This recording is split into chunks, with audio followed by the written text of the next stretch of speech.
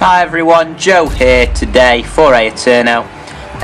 Just a quick sort of overview of the things that I'd like to see, and I'm sure many other people would like to see in F1 2014, and also some of the improvements that we have seen from F1 2012. As you can see, I'm racing here at Jerez in Spain. Awful start. But yeah, I mean, it's good to see some classic tracks. I'll come back to that a little bit later.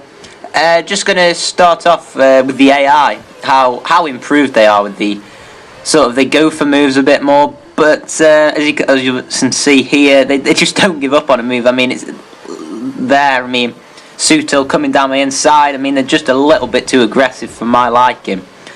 But I'm sure they will be able to refine that for the next generation of consoles. But it does feel definitely a lot more rewarding when you make an overtake. Last year it was just as if you just breezed by, and this year you have to work a lot harder. They move across a little bit the racing line, but as you can see there, Nico Hulkenberg, he just didn't brake late at all.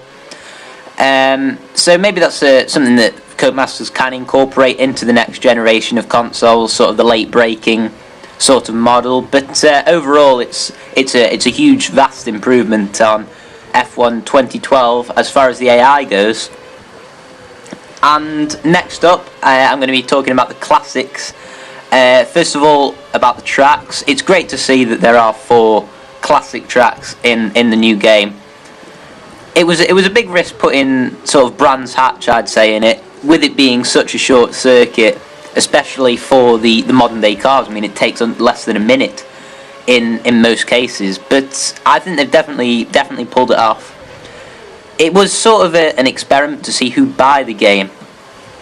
Codemasters have come out since and said that they only incorporated shorter tracks, with Jerez actually being the longest of them. And as you can see, I've done a 1:33 first lap, which was with an awful start as well. So have to see how this lap goes, but it is still a very short circuit.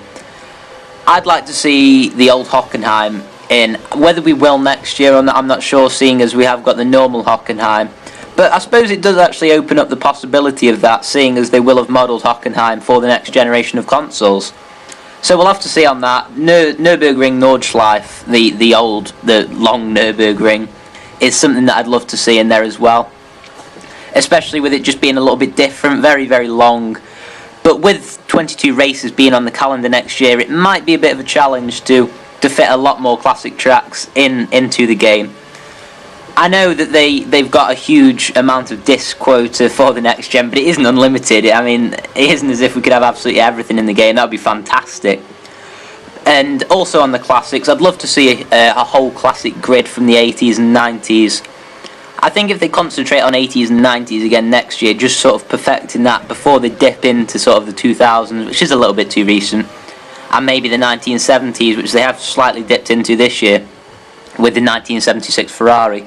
But I'd love to see a full sort of 20-car grid with both of those as Sebastian Vettel crashes off the track. But yeah, that actually leads me on to the next point quite nicely, with the sort of mechanic failures, which have been hugely improved.